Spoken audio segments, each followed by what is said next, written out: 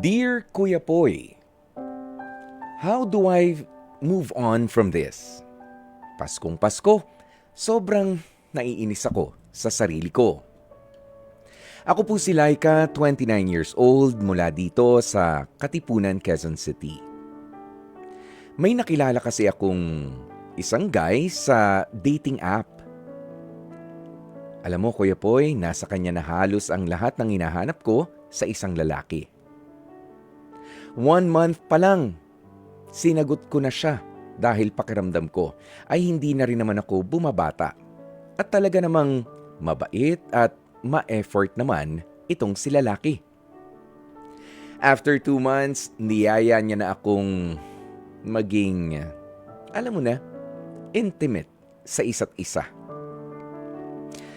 Umayaw ako, Kuya Poy, kasi hindi pa ako ready at pakiramdam ko, masyado namang mabilis ang pangyayari. Pero pagka-uwi namin mula sa date namin kung saan niya ako niyaya, bigla niya akong binlock at ginost na. After a month, napansin kong naka-unblock na ulit ako sa kanya. Hindi ko siya ini-stalk. Gusto ko lang sanang kumustahin kasi walang closure at walang maayos na breakup. Biruin mo, sinagot ko siya.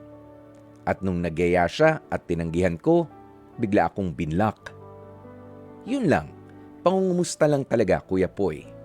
Pero, nung makita ko nga na naka-unblock na ako, meron na pala siyang bagong girlfriend. At ang mas masakit pa sa nalaman ko, proud na proud yung girl sa trabaho niya bilang isang bayarang babae. May mga pictures pa sila sa Instagram na sobrang intimate talaga. Hindi ko na inaaway o hindi ko naman sa minamaliit yung trabaho ng bagong girlfriend niya, pero doon ko na-realize kung gaano lang ako kabilis napalitan nitong lalaki. Parang wala lang yung mga panahong magkasama kami at inakala kong totoo siya sa akin. Parang mas priority pala talaga niya at ng ilang mga lalaki yung mga sexy time. Sinasabi ng iba na mga kakilala ko na actually daw ay parang nakadodge ako ng bullet o naiwasan ko yung isang malas na pangyayari.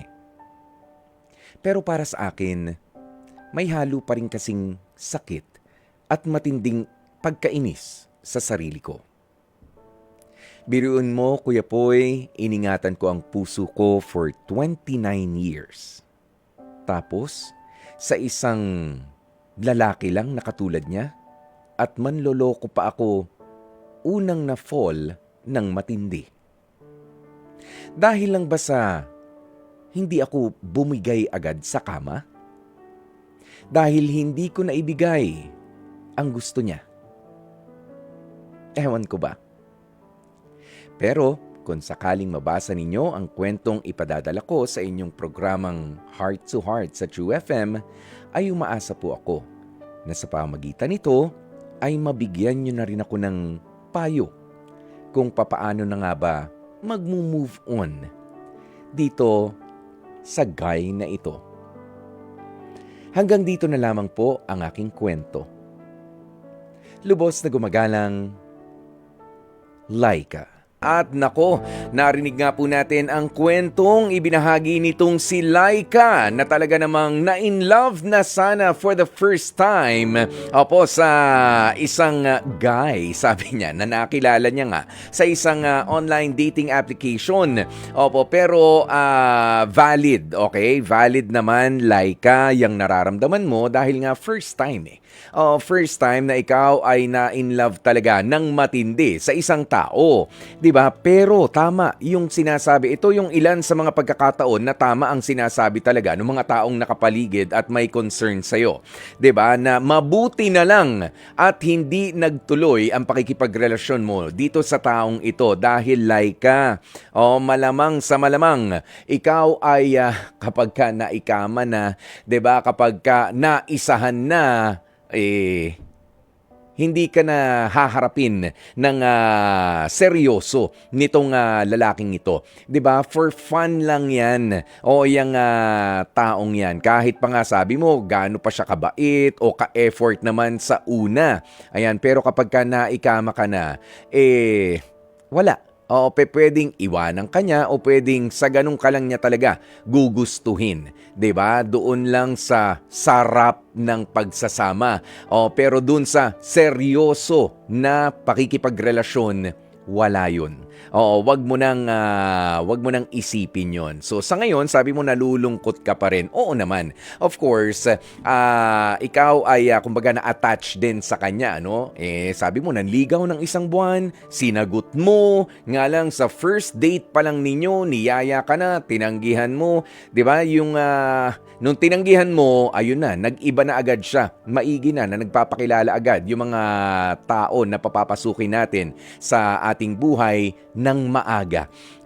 Kesa naman sa too late bago mo nalaman. At delikado rin, Laika, nailigtas ka. 'Di ba? It's a blessing in disguise yung nangyari sa'yo dahil nailigtas ka. Kung yan lang pala ang gusto nitong lalaking ito, yung fun times lang. 'Di ba? Fun body lang ang hanap niya, hindi ikaw ang para ron. Dahil ikaw ay seryosong naghahanap ng iyong makakarelasyon. Kaya naman, seryosohin mo rin na maka-move on na rin.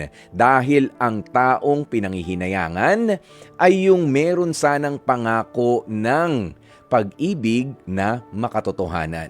Pero kung katulad nitong lalaki na na-meet mo, totoo lang, kuno, sayang lang ang panahon mo dyan.